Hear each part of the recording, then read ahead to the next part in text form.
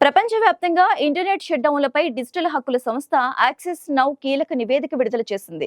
గతేడాది ప్రపంచవ్యాప్తంగా internet shutdown కొత్త రికార్డు సృష్టించింది.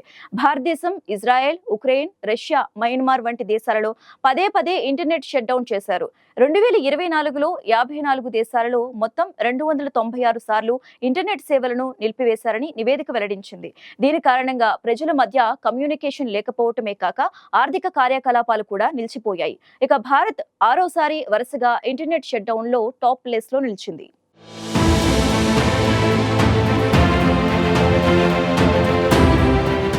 ఎక్కువసార్లు ఇంటర్నెట్ సేవలు నిలిపివేసిన దేశాల్లో భారత్ అగ్రస్థానంలో ఉందని డిజిటల్ హక్కుల సంస్థ యాక్సెస్ నౌ సంస్థ వెల్లడించింది. ఇంటర్నెట్ షట్డౌన్లో ఇండియా వరుసగా 6వ ఏడాది టాప్లో నిలిచింది. 2024లో వేర్వేరు కారణాలతో భారత్లో 84 సార్లు ఇంటర్నెట్ నిలిపివేశారు.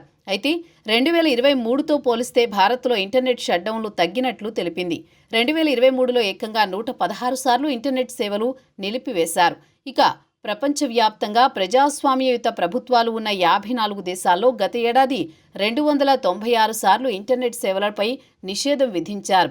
ఇక 2023లో 39 దేశాల్లో 283 సార్లు ఇంటర్నెట్ నిలిపివేసిన ఘటనలు నమోదయ్యాయి. ఇక భారత్ కంటే మయన్మార్లోని ఎక్కువసార్లు ఇంటర్నెట్ సేవలు నిలిపివేశారు. 2024లో మయన్మార్లో 85 సార్లు ఇంటర్నెట్ బంద్ చేశారు. ప్రస్తుతం మయన్మార్లో సైనిక ప్రభుత్వం ఉంది. దీంతో అక్కడ పరిస్థితులు అత్యంత దారుణంగా ఉన్నాయి. ఇక గత ఏడాది పాకిస్తాన్లోనూ 21 సార్లు ఇంటర్నెట్ను నిలిపివేశారు. ఆ దేశ చరిత్రలో ఇన్నిసార్లు ఇంటర్నెట్ షట్డౌన్ చేయడం ఇదే తొలిసారి. ఉక్రెయిన్పై యుద్ధం చేస్తున్న రష్యా 19 సార్లు ఇంటర్నెట్ నిలిపివేసింది. ఇందులో 7 సార్లు ఉక్రెయిన్లోనే ఇంటర్నెట్ ఆపేసింది. యుద్ధం, హింసాత్మక ఘటనల కారణంగా 2024లో ప్రపంచవ్యాప్తంగా 11 దేశాల్లో 103 సందర్భాల్లో ఇంటర్నెట్ బంద్ చేశారు.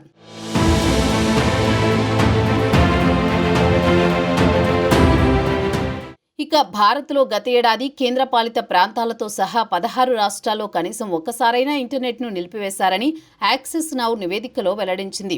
కల్లోలిత మణిపూర్లో అత్యధికంగా 21 సార్లు ఇంటర్నెట్ సేవలను ఆపేశారు. హర్యానాలో 12 సార్లు, జమ్మూ కాశ్మీర్ తరువాతి స్థానాల్లో ఉన్నాయి. ఆందోళన కార్యక్రమాలతో 41 సార్లు, ఘర్షణలతో 23 సార్లు, ప్రభుత్వ ఉద్యోగాల పోటీ పరీక్షల సమయంలో 5 సార్లు ఇంటర్నెట్ నిలిపివేశారు. తరచుగా ఇంటర్నెట్ సేవలకు అంతరాయం కలిగించడం పట్ల విమర్శలు వ్యక్తమవుతున్నాయి.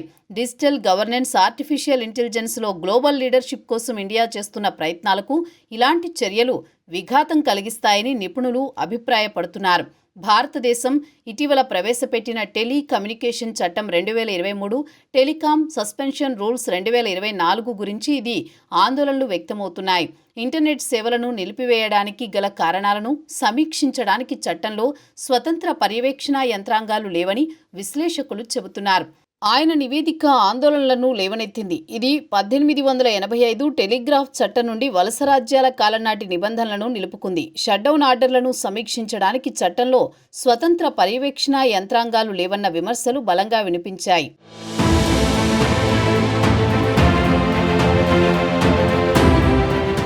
రెండు 2024లో 54 దేశాలలో మొత్తం 296 ఇంటర్నెట్ షట్డౌన్లు విధించబడ్డాయి.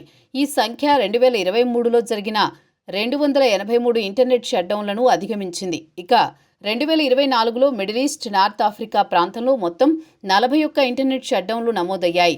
2023లో 77 కేసులు నమోదయ్యాయి. అయితే ప్రభావిత దేశాల సంఖ్య 15 నుండి 17కు పెరిగింది. గాజా యుద్ధంలో ఇజ్రాయెల్ 6 సార్లు ఇంటర్నెట్ను నిలిపివేసింది. ఈ సందర్భాలలో టెలికమ్యూనికేషన్ నెట్వర్క్ను ఉద్దేశపూర్వకంగా నాశనం చేశారని, దీనివల్ల ప్రభావిత ప్రాంతంలోని ప్రజలకు కమ్యూనికేషన్ అంతరాయం ఏర్పడిందని నివేదిక పేర్కొంది. ఈ చర్యపై అంతర్జాతీయంగా విమర్శలు వచ్చినప్పటికీ ఇజ్రాయెల్ ఇంటర్నెట్ సేవలను నిలిపివేసింది. సూడాన్లో ప్రభుత్వం, తిరుగుబాటు దళాలు ఇంటర్నెట్ షట్డౌన్లను ఆయుధంగా ఉపయోగించుకున్నాయి. దీనివలన లక్షలాది మందికి అవసరమైన సేవలు అందుబాటులోకి రాలేదు. అదే సమయంలో సైబర్ దాడుల కారణంగా బహ్రెయిన్, చాడ్, ఇజ్రాయెళ్లలో ఇంటర్నెట్ సేవలు నిలిచిపోయాయి. ఇంటర్నెట్ షట్డౌన్లు కేవలం యుద్ధాలు లేదా నిరసనలకే పరిమితం కాలేదు. పరీక్షల్లో కాపీయింగ్ను నిరోధించడం పేరుతో కూడా దీనిని అమలు చేశారు. యాక్సెస్ నివేదిక ప్రకారం 2024లో పరీక్షల సమయంలో 10 దేశాలలో ఇంటర్నెట్ నిలిచిపోయింది. ఇంటర్నెట్ షట్డౌన్లు పెరుగుతున్న ధోరణి డిజిటల్ స్వేచ్ఛకు ముప్పుగా ఉందని నివేదిక పేర్కొంది. ఇది పౌరుల మధ్య కమ్యూనికేషన్కు అంతరాయం కలిగించడమే కాకుండా ఆర్థిక కార్యకలాపాలను కూడా ప్రభావితం చేస్తోంది. ఇంటర్నెట్ షట్డౌన్లు మానవ హక్కులను ఉల్లంఘిస్తాయని, పౌర స్వేచ్ఛలను హరిస్తాయని నివేదిక పేర్కొంది.